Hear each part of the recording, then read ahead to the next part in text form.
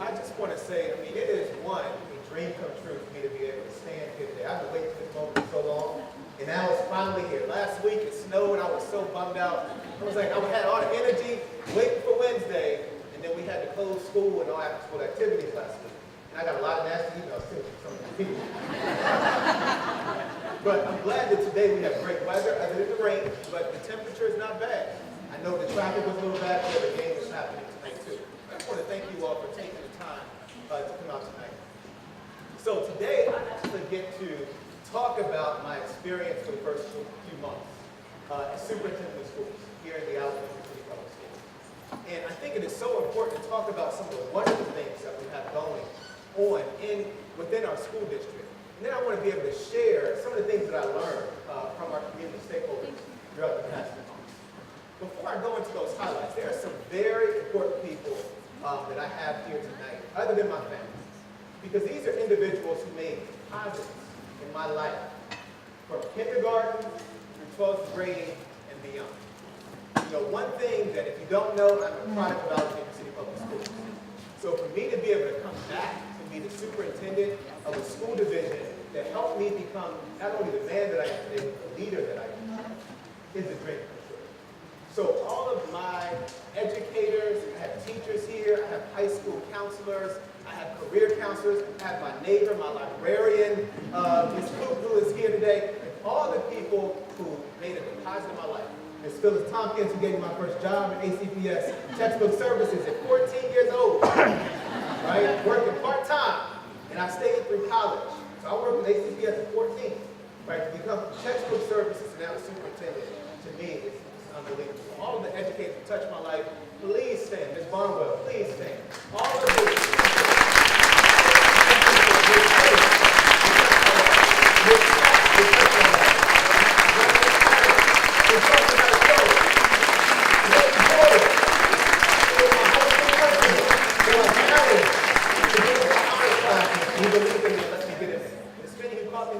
skipping class. Right?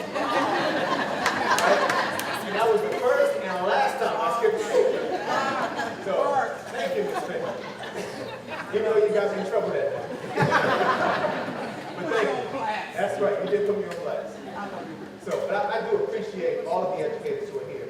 That shows that we have a community that cares about our young people. For people to come out of retirement, to come in here to support a student that they had many, many years ago, and to say, we believe in you, we want to support you, we want to make sure that we have a quality education for every single student in Alexandria City Public Schools, is truly amazing, truly amazing. So I just want to thank each of you for touching my life. I truly appreciate that. So let's talk about some of the highlights. You know, one thing I've been sharing with a lot of people about, because I've been talking with a lot of different stakeholders, I said that some of the things that we've accomplished in Alexandria City Public Schools in the past few months is more than some superintendents accomplish in their entire career. We've opened 3 schools this year, everybody. I've been a superintendent for 6 months in Alexandria. I've already opened 3 schools. 3 schools. The new Patrick Henry, where's our Patrick Henry principal? She's here today. Ms. Bynum, I saw Ms. Bynum coming in. Our new Patrick Henry opened his doors just a couple of weeks ago at the beginning of the school year. Ferdinand T. Day opened its doors. Ferdinand T. I saw Ms. Day. That's right. She is the legend.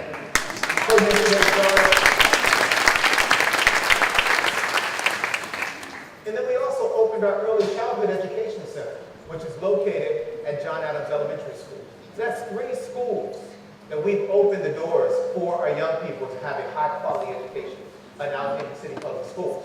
We've launched our George Washington partnership, George Washington University partnership, that is now a health sciences governor's academy. This is a governor's academy. The first application that we sent in, we got approval to become a governor's school. That is pretty amazing.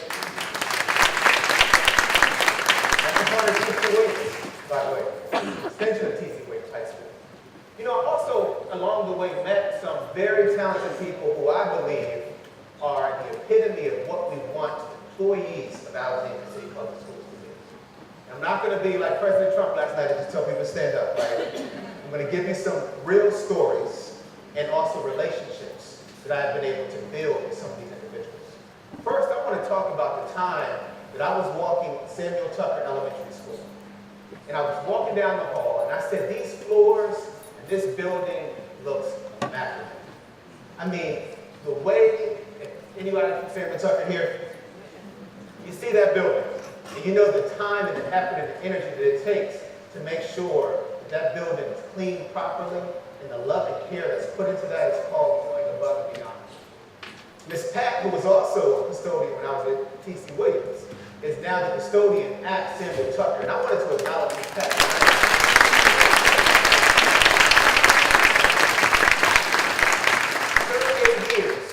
38 years that she has worked in Alexandria City Public Schools. That is when we say that we have talented individuals who really cherish and believe in this school system. You are the epitome of that. So thank you, Ms. Pat. We have individuals when I got to go to the winter luncheon at our bus barn, right? I want to make sure I get everybody's name right. They said, you know what, if I mess this up, I'm going to be in trouble. So I had to have cards or something. I know we don't use a script, everybody, but today I am. But we have Miss Denise Moore. We have Miss Ruth Jerry, Miss Rachel Walker, who are here today. You all can just stand here. Let me tell you, they made the best chicken, greens, mac and cheese. And I like those. Now, I want to acknowledge them because that shows that it's more than just coming to work to take care of our kids when we're driving on their buses. Right? You're coming to take care of each other. We appreciate the fact that you've gone above and beyond to take care of our staff. That was one of the best parties I had this year. Right? I've been to some good parties. That was one of the best. I thank you all for this service.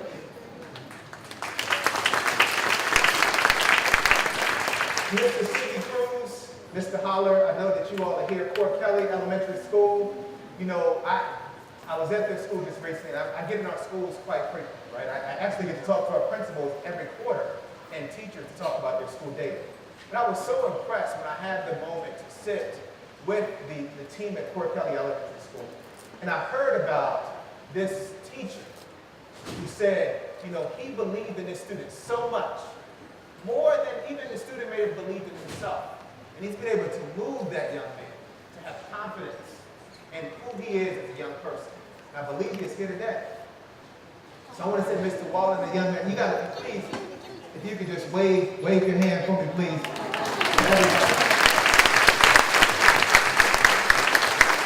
And I'm going to tell you this, I said it that day, but I want to tell you this today as well, publicly. Always remember that you deserve to be at any table. Never let somebody tell you that you're not good enough, right? Because the sky truly is the limit. And we have to make sure that we are instilling in our young people, believing in them, making sure that they know they have a network that is going to take care of them and support them throughout their journey through ACPS. This right here is living proof of that. I know you're going to be successful. It's guaranteed you're ACPS. All right? Give them a round of applause. So when we talk about exemplary community outreach, when I was visiting at James K. Polk Elementary School, where I went in first grade, right? I went first grade. Yeah, had first grade at James K. Polk. And the team was talking to us about their community outreach and how they make sure that they go out into the community and they do home visits. They visit their families. They talk about the services that they have within their schools. They make sure that their families have a connection with the school. They can put a face to not only their teachers, but also their administrators. And tonight we have Ms. Priyanne Johnson and her team with her. If you all can just stand for a moment to give them.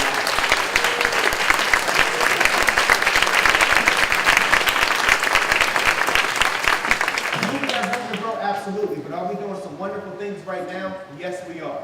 And it's important for us to make sure we talk about those things. These are the tidbits that you don't see on Twitter or highlights in the newspaper or on our website. These are real-life stories of people every single day being selfless individuals to give 100% to our young people. So thank you all, James K. Polk. Another going above and beyond, GW. So tonight we have one of our 7th grade counselors, Miss Dinelli. I practiced that Dinelli. Thanks to your husband. Right? So, Miss Dinelli, she has been able to work with a young man who happens to now be one of my mentees at GW. And she took him under her wing and said that, you know what, you are going to be successful. You do have somebody who's here to advocate for you. His family just relocated, or just moved. He didn't relocate. They just moved to the United States in the past few years. He's in a very new place, and he has new experiences. And he was very nervous about coming to the United States. He's having some challenges with that. But she has been able to open her arms. She's been able to bring him in, and she's been able to make the connection with me. So I've had an opportunity and the pleasure of having lunch with Marvin. We're going to have lunch again. We're going to have Chick-fil-A next time. That was his request. And I'm looking forward to that in the next few weeks. Thank you, Ms. Penelope.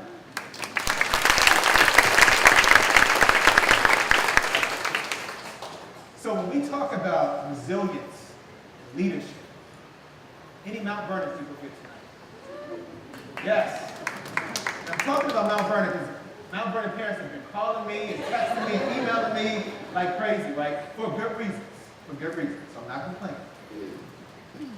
The leadership at Mount Vernon, which I also went to school at Mount Vernon, 2nd grade through 5th grade, they are a phenomenal team.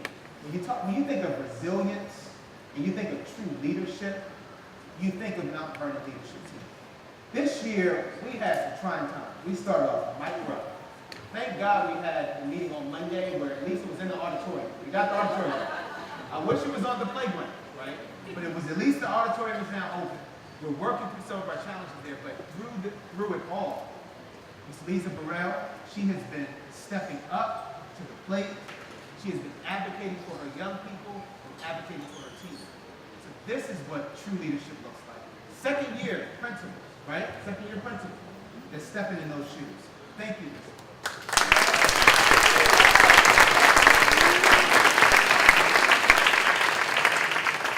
Covered all my people. I'm good. All right.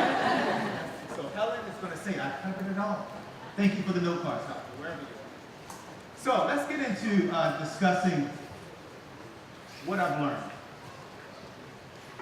As I said before, I've been able to talk to parents, to students, to teachers, to administrators, to community leaders, to business leaders, to educators from all walks of life.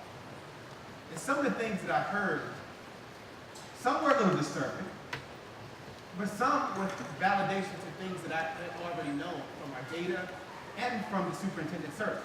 Because we had this community outreach before. When you all were looking for a new superintendent, there were many focus groups talking about what you wanted in the next superintendent and talking about some of the challenges that ACPS is faced with and that this new superintendent is faced with.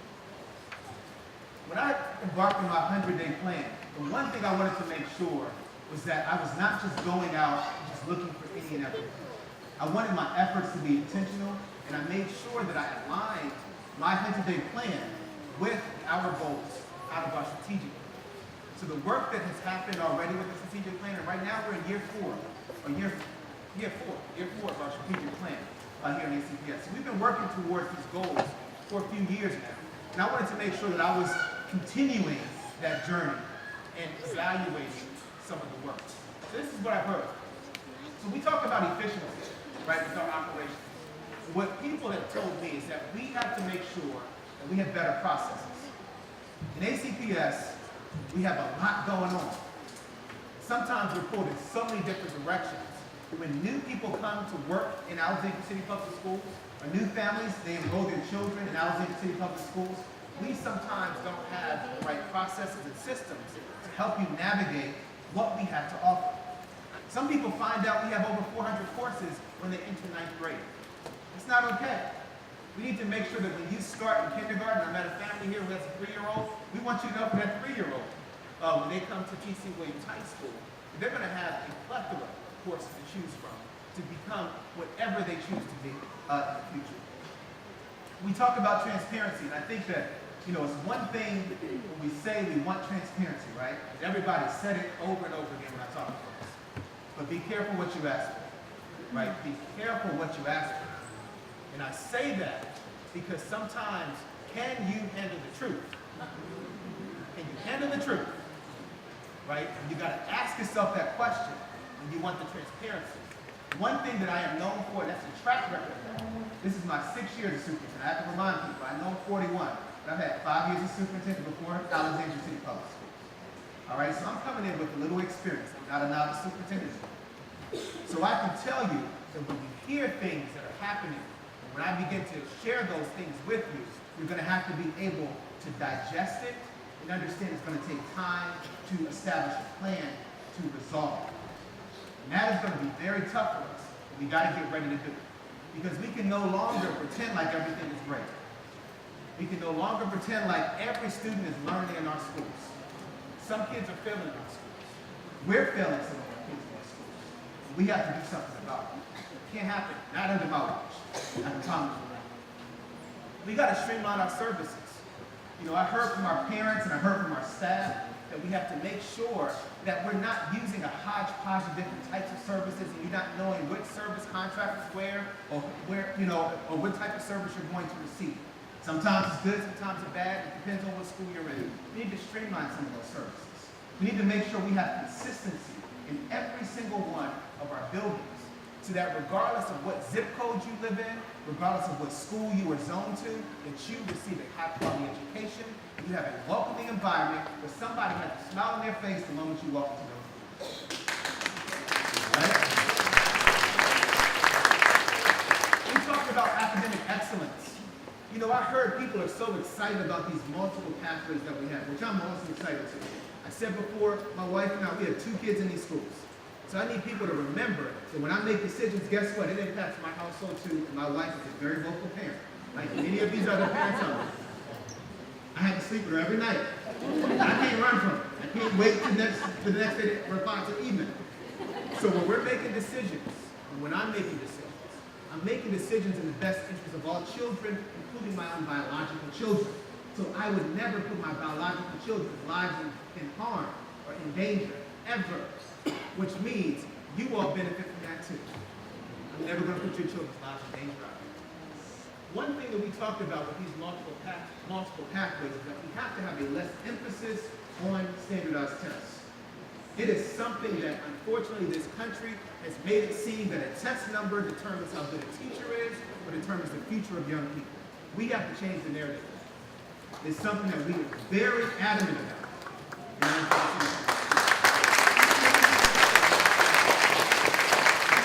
We have to make sure that we continue hands-on learning. I heard from many of our families, especially our families who have English learners, and our families who are part of our preschool program, and our families who have students who have special needs, that those hands-on learning opportunities are good, not just for students who may have some obstacles. They're good for all kids. It's good for kids to be able to apply their knowledge from class day to day to real-life experiences. And what I heard was that we don't want to lose that, and we need more of that. We want to make sure that all of our young people get experiences like that, and not just certain kids in our schools. We talked about restorative practices. I saw Mr. Baldwin, he sitting right here, the other grade with the bow tie, right? Somebody thought he was superintendent. I'm like, nope, he's a little taller than I am. A little bigger than I am. You know, it's a little bigger, not the bad way, it's a little bigger.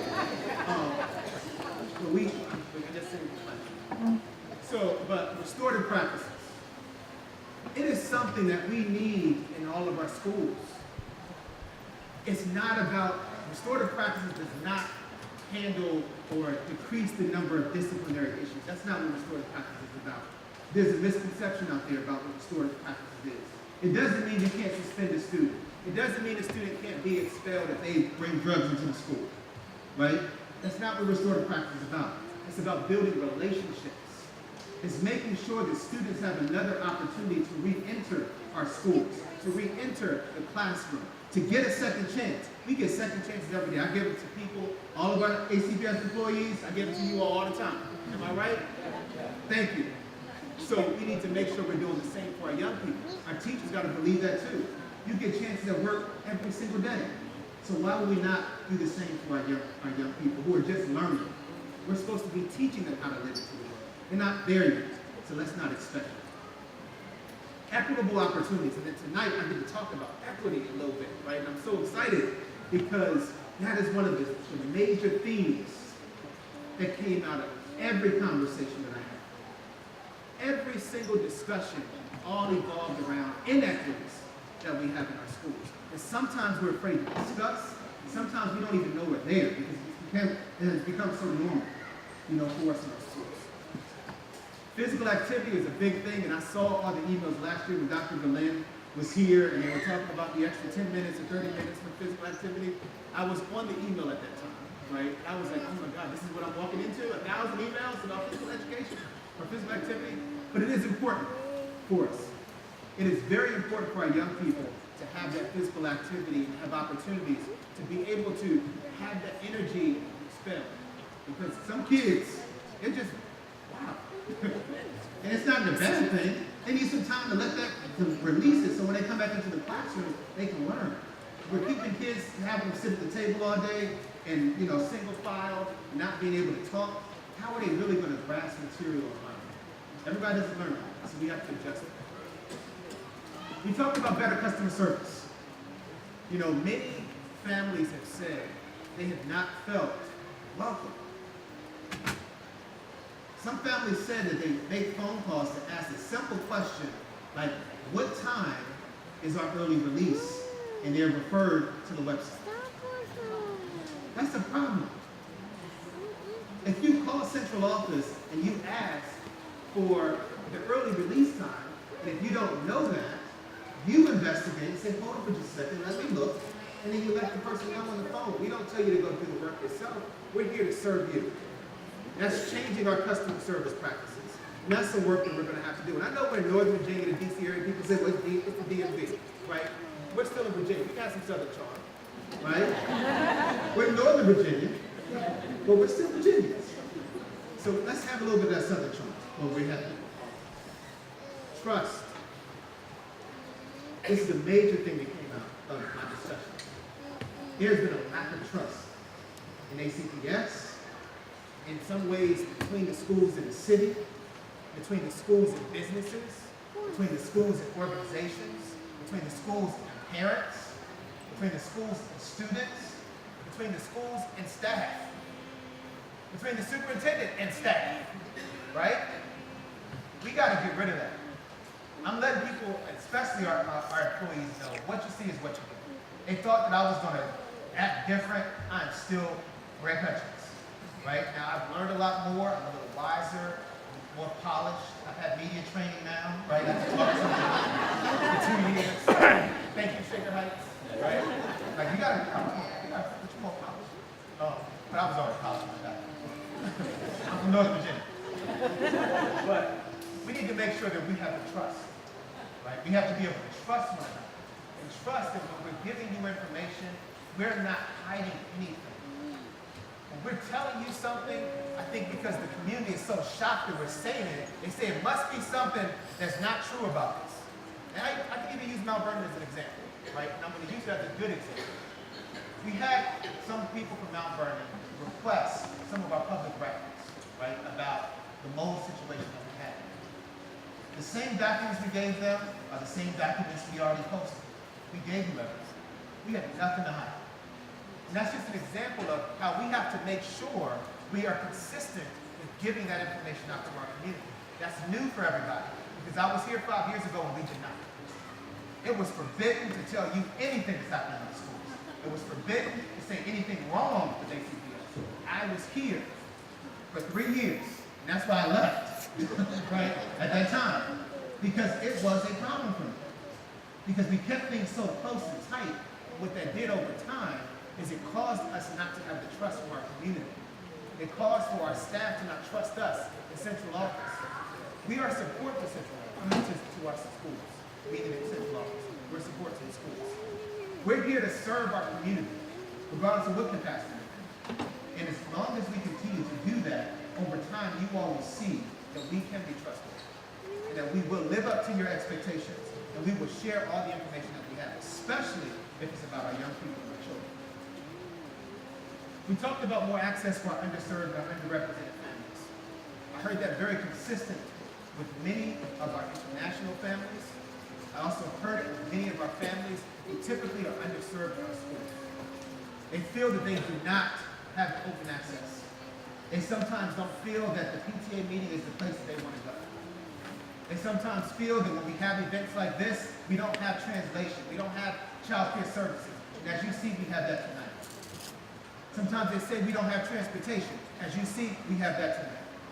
We don't want to give an excuse why you cannot be a part of your child's education. But in order to do that, we're going to have to provide you with additional services. And that leads to equity. Everything can't be equal.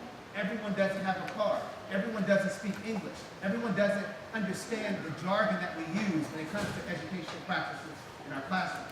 So we have to make sure that we are serving every single one of our communities and meeting them where they are, not necessarily where we want them to be. Capacity issues, as you all know, is a major thing. And I heard about it from elementary to the redistricting to the high school project, right? That's all high school capacity concerns. I'm sorry, school capacity concerns across the school division. We are a growing population, and we're growing at a rapid pace. It's a great thing because that means people want to come to Alexandria City Public Schools. So I'm honored that people want to come and put their kids in our schools, and people are now staying with us. Believe it or not, private school folks, they're coming. They're making a decision to say, I'm going to stay in ACPS. I'm going to give you a chance. We want you to do that. Not only do we want you to give us a chance, we want you to remain so your child can graduate and walk across the T.C. Williams stage with a diploma and possibly an associate's degree. Because that's a new program that we're going to be offering. So we'll talk about that too. We also, what I heard was that we want the best staff and we want our staff to stay. I'm the 4th superintendent in 5 years. 4th superintendent in 5 years. That's a problem. The CEO of this organization, the 4th CEO of the organization in 5 years, how do you get traction? How do you get movement? How do things really have consistency? How do you follow through on some of the initiatives that have been started? How do you make sure you live up to the goals that are in the strategic plan when we have turnover like that? And that's not counting the turnover with principals, and the turnover with central office, and the turnover with teachers.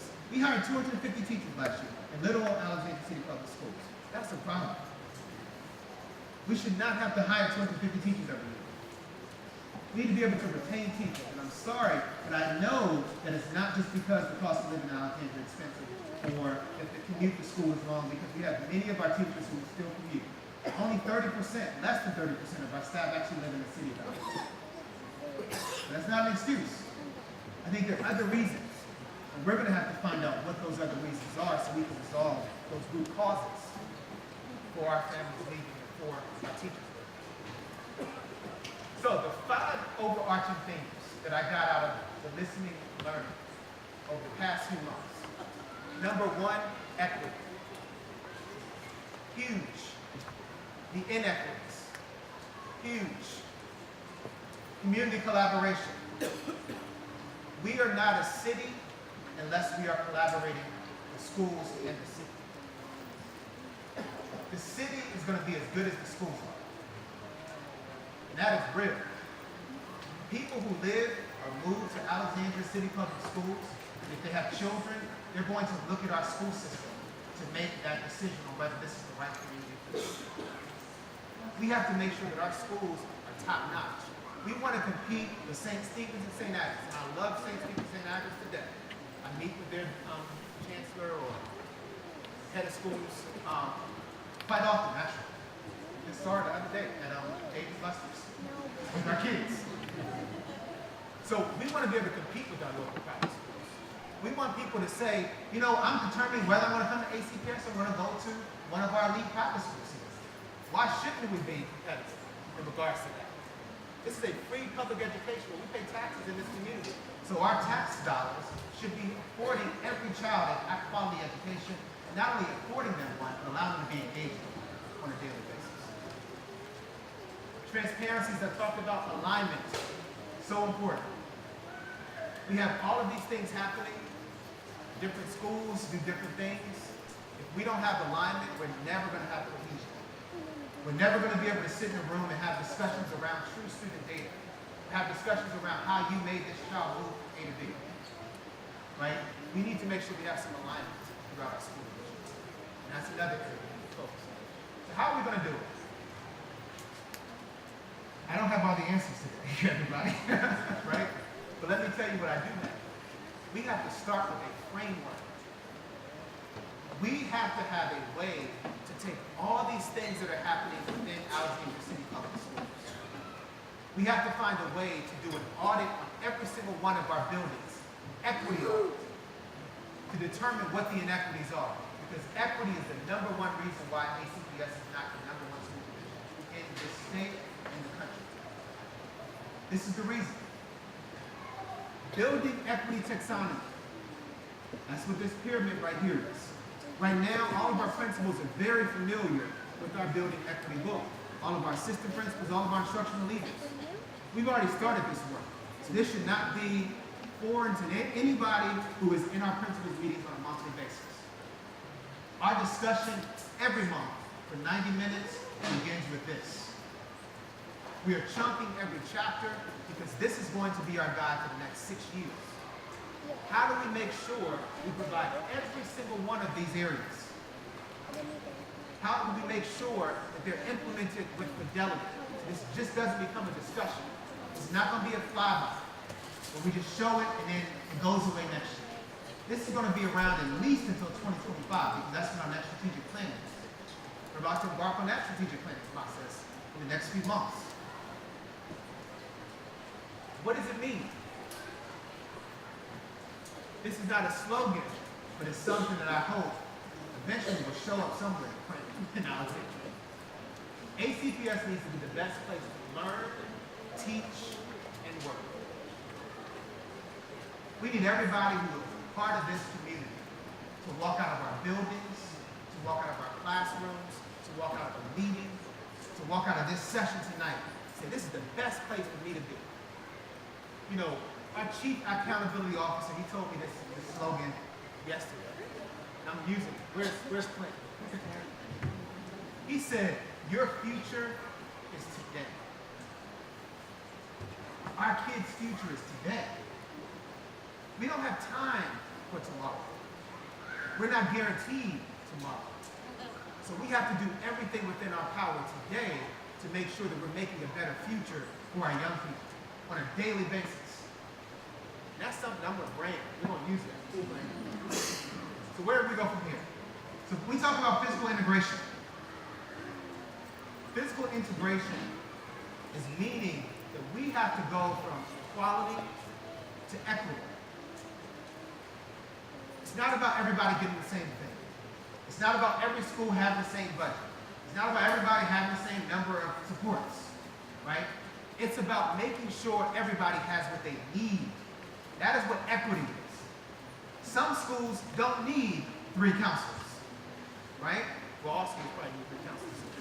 That's not a good one. Some schools don't need 3 nurses, right? Because they're too small. Some schools just need 1 nurse. That's just a small example. So we can't say everybody gets 3 nurses. We have to see what every school needs individually, and it's our job to make sure that we provide them what they need so that the kids have that high-quality learning environment. So we got to go from equality and equity. We got to go from race to identity. Let me tell you, race, that right there is a big thing that we do have to, I'm not saying we don't need to talk about race, right? Because that is the elephant in the room for everything we do. Everything that we do. It has to be. It has to be. If you don't see that I'm African American, that's a problem, right? But I'm also an African American superintendent. I'm an African American husband. I'm an African American dad. I'm an African American son. You know, there's so many other things to me other than just my race. So we have to make sure that we're talking about the other things about our young people and not just about the color of their skin. There's more to their identity. If we don't get to the other pieces of their identity, we're not going to be able to tackle some of those inequities where the parent walks into a school and they speak another language and they don't see their language anywhere on our walls. When you see children of color in the library, they can't find one book that somebody looks like them. Right? These are a student has a disability, and we don't have any books that show students with disabilities. These are other factors that are separate from race. So we have to go from race to identity. We got to take it a step further. We have to go from the classroom to the schools. It's not just about what happens in our schools every single day. It's about what's happening throughout the school. If the school as a whole is not successful, none of the kids will be successful. We can't focus on that one great teacher. We need to have all great teachers. I got to get in that one class. If I get that one class, that one teacher in second grade, and that's going to be the best one for my child. No, it needs to be all of our teachers are great teachers. No matter what class you go into, your child's going to get what he or she needs. That's what we have to strive. We can no longer accept status quo. We've done it for too long. It doesn't mean that we're bad, right? It doesn't mean that I'm putting anything down that we've done, because I'm a part of this too. I'm in it to win it. I'm in Alexandria. I'm homegrown. I have a lot of stake to me. This is bigger than a job. This is a calling. This is what I know I am supposed to do. I did not know at this time. I really did. I was happy where I was, everybody. I really was. And I was successful. I'm not tooting my own horn, but I was. Boo-boo-boo. Right? But I knew that this was a place that if I were to not apply for this particular job at this time in my life, I could miss an opportunity to help the very city that made me who I am. People who saved me from going down another path. I want to be that savior to somebody else. Not in a religious way. That's all my wife would go there saying savior. Don't do that. Meaning saving our young people. I want to be a part of it. I want to make sure that every student leaves Alexandria City Public Schools and says, you know what, I got a good quality education, and I have people who care about me, and I want them to come to my next presentation. Right? We want every child to have this. Social and emotional. We talked about this so often. As you all know, our counselors are so needed. That's why there wasn't a good analogy earlier today.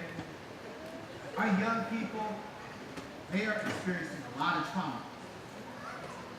Students today who are in a two-parent household that looks wonderful, everybody's doing what you're supposed to do, parents are working, kids have X, Y, and Z. Kids are still experiencing trauma from social media, from movies, from entertainment, from their friends. And they're seeing, research is showing that kids who are in what we call a typical household, which I don't really know what typical household is, right? But in a typical household, are still exhibiting some behaviors that some of the very extremely dysfunctional households because of the violence that they're exposed to. That violence has an impact on kids' psyche. Whether we want to believe it or not, it is not a coincidence that so many more children are having these traumatic experiences and showing these behaviors in schools more so than before. There's something to that. We have to make sure that we're addressing it. We're addressing it through cultural proficiency in our schools. We got to understand our people, our young people, where they come from. We have to have restorative practices. We have to have response to trauma. We have to make sure that we have welcome to school climates, like I mentioned before. We need student ambassadors in our school. We need tours happening in our buildings so that before your kids come, you get to see what's happening in our schools. You don't have to read about it in the newspaper or on the internet. But you can see it with your own eyes, how we're changing lives. We need opportunities to learn. Human and social capital is so important. Earlier today, I had the opportunity of attending an equity forum. City of Alexandria, wonderful. It was excellent. Keynote speaker, Ben Heck, he was amazing. He's from Living Cities, and he was talking about human capital. He was talking about social capital. And I was like, he's speaking my language. All right, I do know something. Yes, right? But this is actually not my research. I want to make that clear too. Doug Fisher's research.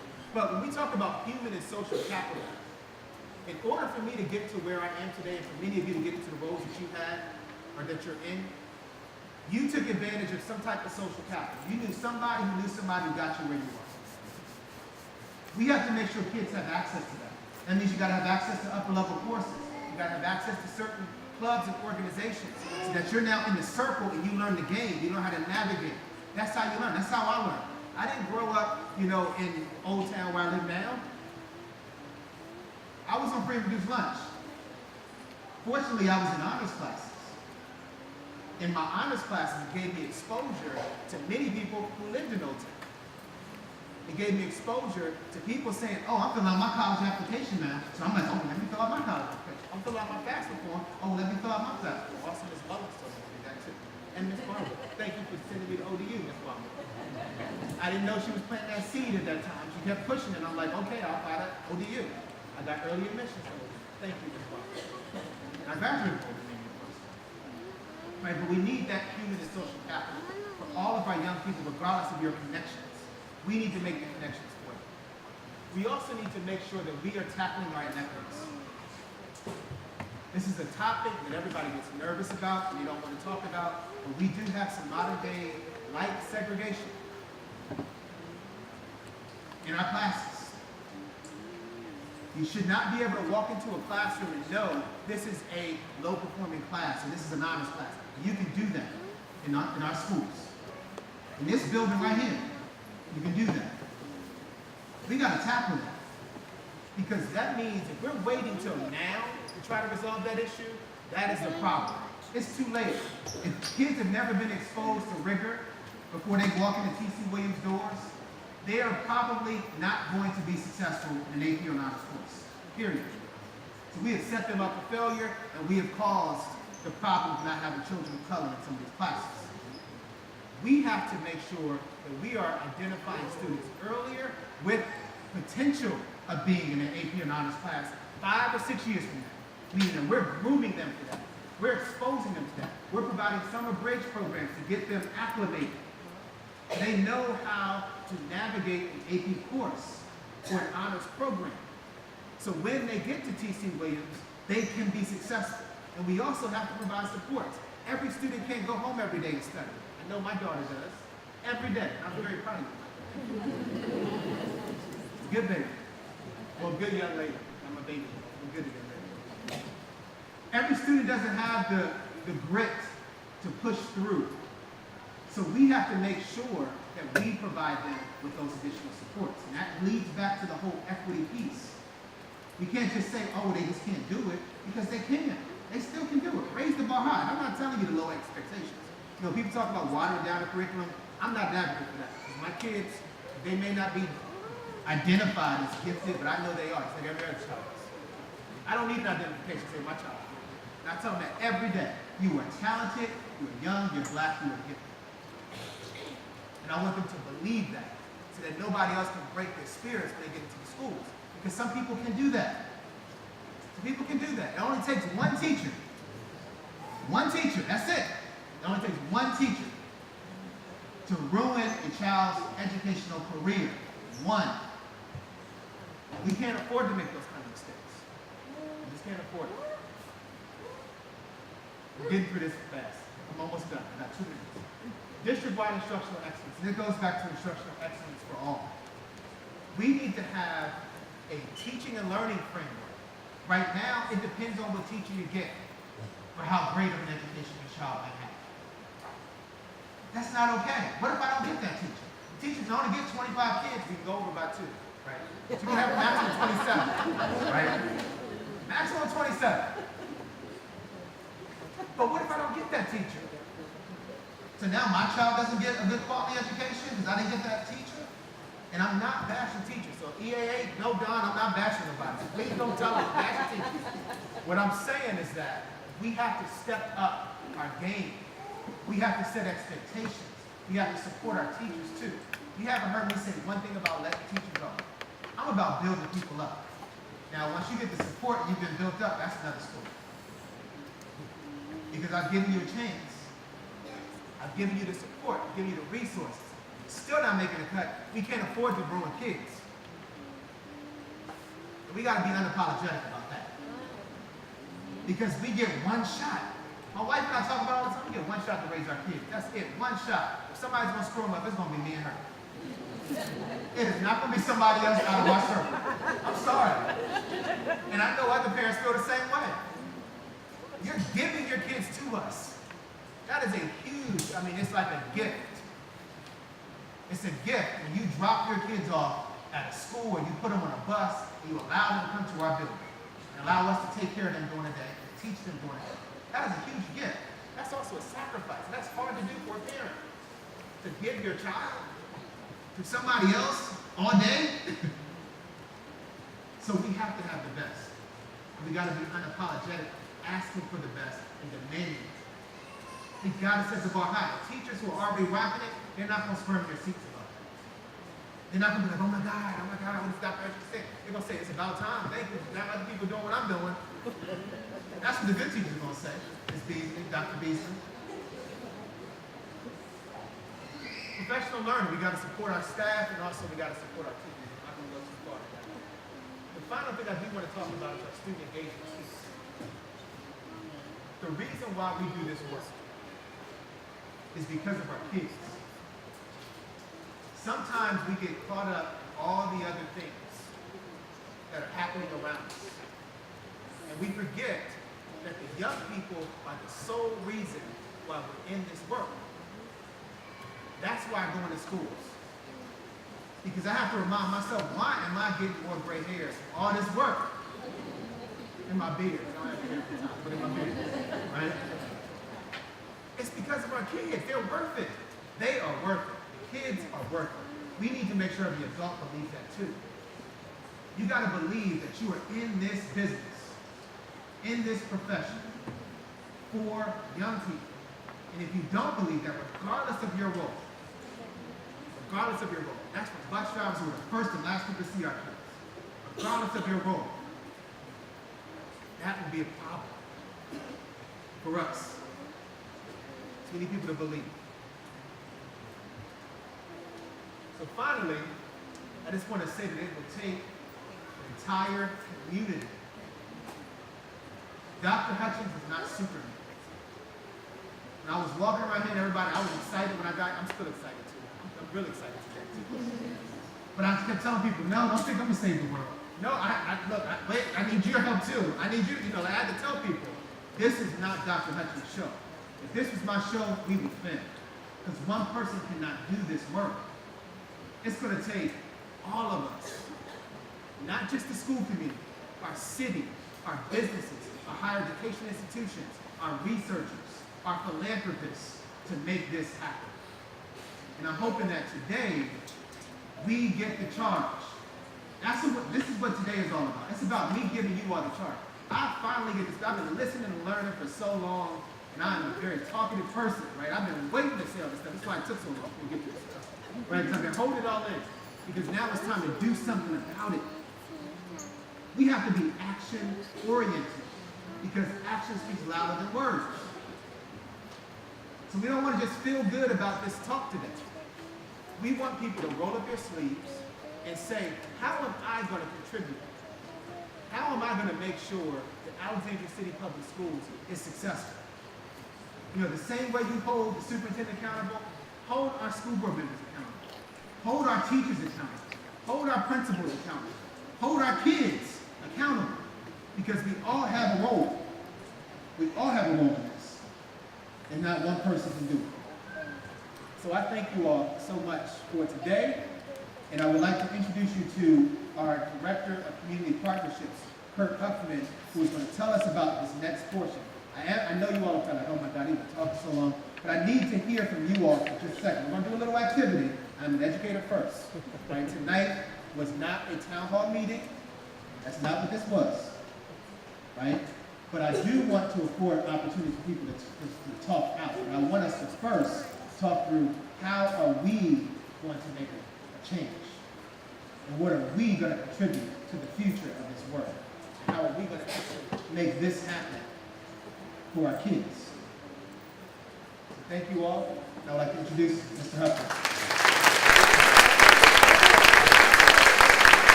I'm Kurt Huffman. I'm the Director of School Business and Community Partnerships. Proud to be part of that office.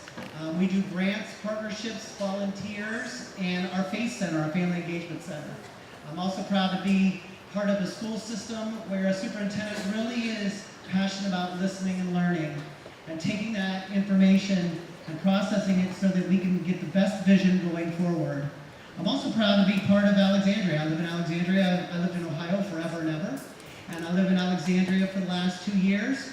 And in my first week I was here, I met with Mr. Porter, who seems to meet with everybody in their first week, which is wonderful, Mr. Porter. And he said, you're going to find out that this is one of the most caring, compassionate communities you'll ever find. And he was right. In the last 2 years, I continually, me and my family, see evidence of this caring, community, active environment that has surrounded Alexander, which I love, and I love being a part of it. As I said, I'm Kurt, but this is Madeline. She's much more important than me. She's age 7 and goes to where? MacArthur. She's going to hold our activity just for a second. Thank you. As Dr. Hutchings said, it really takes the unique contributions of everyone to really bring the pieces of this educational ecosystem puzzle together, including all of you, families, students, staff, leadership, community members, businesses. All of those pieces need to come together to really make a successful school system and community where every kid will succeed, every student. So in that theme, we're going to do an activity where you're going to tell us a little bit about the unique contribution you're going to make to this school system, a commitment of sorts. And I'm going to tell you how to do that. But before we do that, people, if you have space at your table, if you have a couple chairs available, can you raise your hand just so people can know? And those in the back, families, if you can come up and fill some of these seats, that would be great. Because the activity is really anywhere where there's puzzle pieces on the tables. So come on up. Don't be shy. You're just going to be sitting at tables with people. That would be great. If you don't feel like participating, I get it. But it'll be fun. Come on up. There's 2 up here. There's a couple everywhere. All right.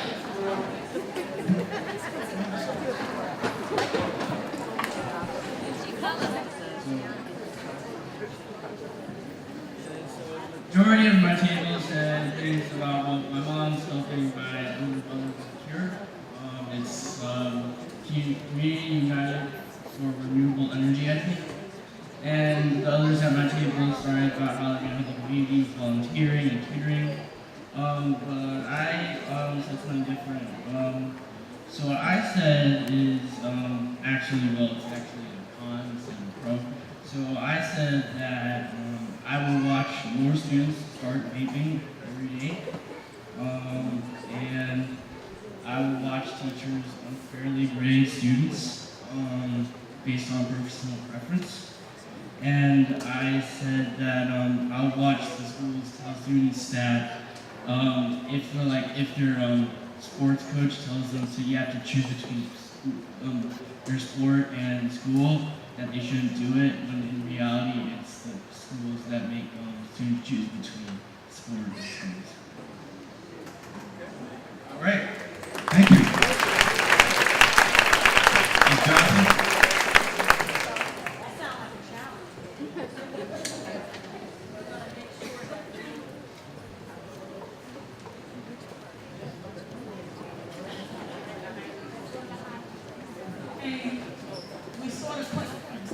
We sort of quarterly said it takes a village because we have here representation from high school. We have students, high school, middle school, parents, students, teachers, retirees, everything at this table. And all of us together in our different capacities have vowed to do something such as seek equity and change equity, volunteer to schools, volunteer your time in the school, start to have the schools focus on train industry, the railroad, and have like technology and teach students how to be able to come out and get a job and do those kind of prepare kids to be able to get into this field of work and to be a part of that. So it takes a village of all of us who are part of this village to make it work. So what I heard is that it takes a village for everybody to be a part of this, and you all are doing more volunteerism into our schools and make sure students have opportunity to see the work that you do, so they can actually have a learning experience, right, or some type of externship or internship to get exposure to those different careers out there. All right? Any other volunteers in the back?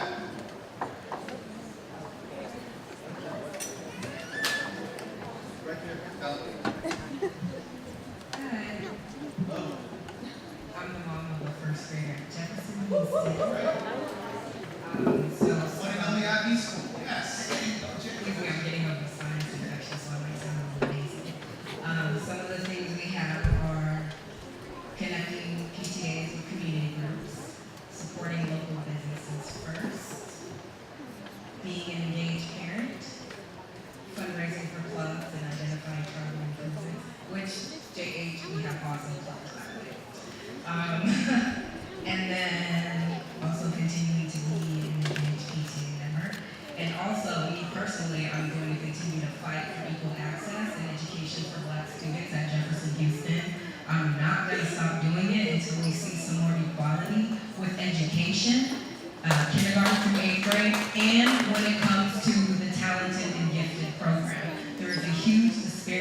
our school. It could be better. We have some great teachers, and our new principal is awesome. He's always been open to everything that we have to say, but Jefferson Houston could definitely be better, and I hope that you as a new superintendent can help us make some of those changes. Because the definition of insanity is doing the same thing and expecting a different outcome. Jefferson Houston has been going through this cycle for the last, 5 or 6 years, and I mean, it's just gotta stop. It really does. Right?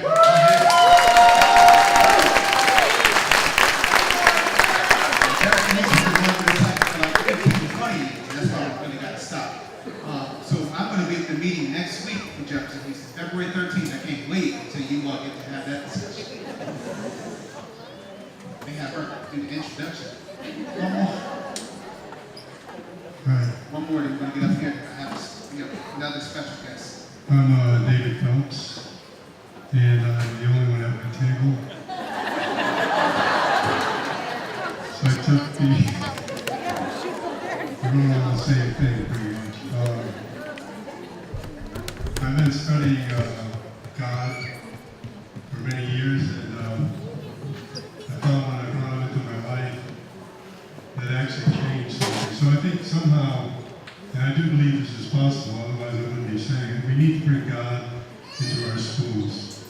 We need to teach about God, because He gives us, or she gives us, ultimate equality.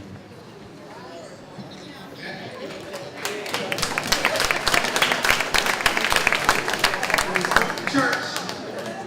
Well, our community members can say whatever they want. Superintendent, everybody, church. They're at home. I know we have one more over here. But thank you for your comments, sir.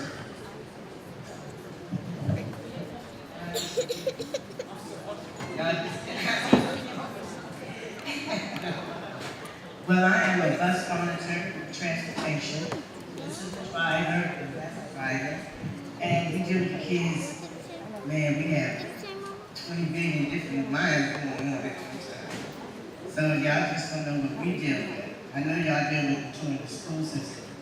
But we're the first ones they see, so we try to bring smiles, laughter, positivity.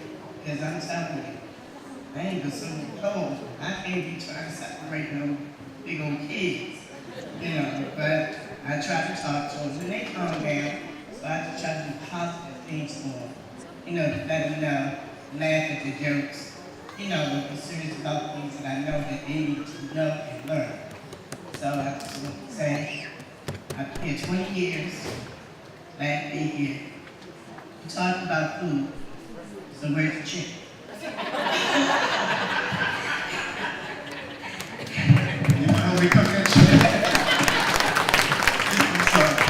So what I want to tell you is that tonight, right, for us to be able to bring people from all walks of life, and this right here, let me tell you, tonight when you look around this audience, this is a true reflection of what ACBS student body looks like. So you all look around the room. This is the first meeting that I've been at since I've been in Alexandria City Public Schools as superintendent. It's actually had an audience that is the reflection of our student demographics.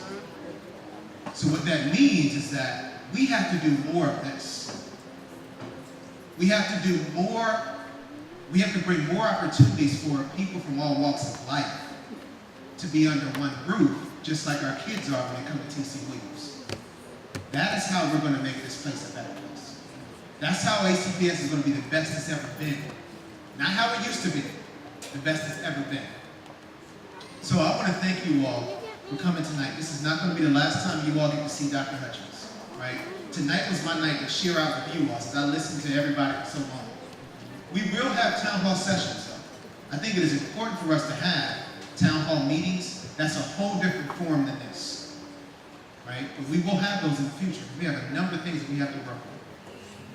But before we get to that, I know we have John Adams here today to do a special selection just for the people here tonight. So our young people who are